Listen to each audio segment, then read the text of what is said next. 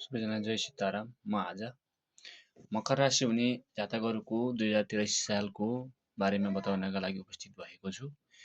मकर राशि भएकाहरूको लागि यो वर्ष सामान्यतया शुभ नै रहेको छ। गोचर बृहस्पतिको 6औं 7औं 8औं भावमा रहनेछ।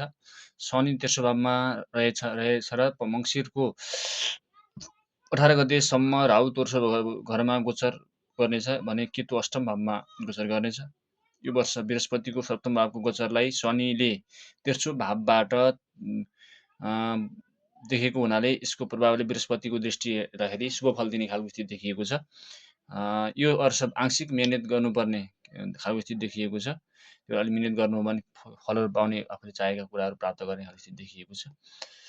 शनिको तेस्रो भावको गोचरले तपाईँको कर्म र पराक्रमलाई वृद्धि गर्नेछ, बढाउनेछ। जेठ 18 गतेदेखि कार्तिक 13 गतेसम्म बिचको समयमा व्यवसाय कामकाज राम्रो उन्नति प्रगति रहने, उच्च पदस्थ व्यक्तिहरूसँग भेटघाट हुने, चिनजान हुने अनि दाम्पत्य जीवन सुमधुर सम्बन्ध स्थापित हुने खालको देखिएको छ। विवाह गर्ने चाहनेहरूका लागि पनि यो वर्ष फलदायक रहेको छ।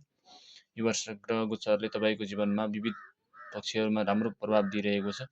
हरेक कार्यहरू गर्दाखेरि एकदम ध्यानपूर्वक अगाडि बढ्दा राम्रो हुने स्थिति देखिएको छ। यो वर्ष आर्थिक स्थितिहरूमा राम्रो सुधार हुने खालको आफूले सोचेका आँटेका कामहरू चाहिँ पुरा हुने खालको स्थिति देखिएको छ। त्यही भएर एकदम धैर्य धारण गरेर आफ्नो काममा लागिपर्नु होला। काममा लागेपछि हजुरले आफूले चाहेका इच्छाहरू पूर्ति हुने खालको परिस्थिति बनेको छ।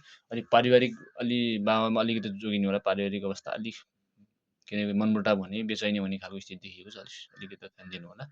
सुखमा अलिक देखिएको छैन, अलि ध्यान दिन सक्नु भएन भने अलिक ध्यान दिनु होला।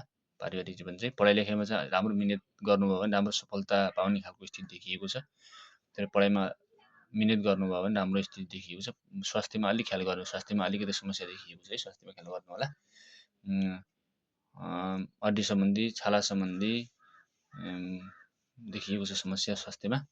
त्यही भएर यो वर्ष चाहिँ त्यति कुरा ध्यान दिनुभयो भने राम्रो हुनेछ।